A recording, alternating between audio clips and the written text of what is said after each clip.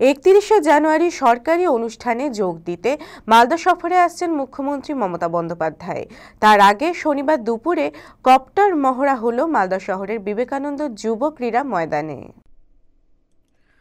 মুখ্যমন্ত্রীর সফরের জন্য মালদা জেলা ক্রীড়া সংস্থার ময়দান ও পার্শ্ববর্তী ময়দানে তৈরি করা হচ্ছে হেলিপ্যাড। পুলিশের উচ্চ পদস্থ অফিসার, জেলা প্রশাসনের আধিকারিকেরা মুখ্যমন্ত্রীর সভাস্থল পরিদর্শন করেন। ইংরেজবাজার পুরসভার চেয়ারম্যান কৃষ্ণেন্দু নারায়ণ চৌধুরীও সভাস্থল ঘুরে দেখেন। তিনি বলেন, আগামী 31শে জানুয়ারি উত্তরবঙ্গ সফর শেষ করে দুপুর 12টা নাগাদ চপারে চেপে মালদা শহরের বিবেকানন্দ যুব ক্রীড়া ময়দানে নামবেন মুখ্যমন্ত্রী মমতা বন্দ্যোপাধ্যায়। এরপর মালদা জেলা ক্রীড়া সংস্থার ময়দানে সরকারি সভায় যোগ দেবেন।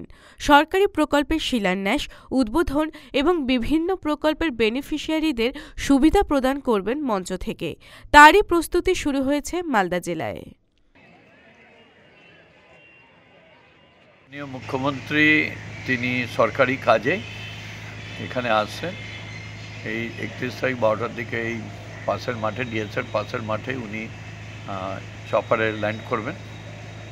ওখানে সোজা ডিএসএর মাঠে এসে তিনি ওই সরকারি যে অনুদানগুলো আছে বা ডিস্ট্রিবিউশন তিনি করবেন। তারপরে আবার ওখান থেকে হেলিকপ্টার ধরে উড়ে যাবেন বহরমপুরের দিকে।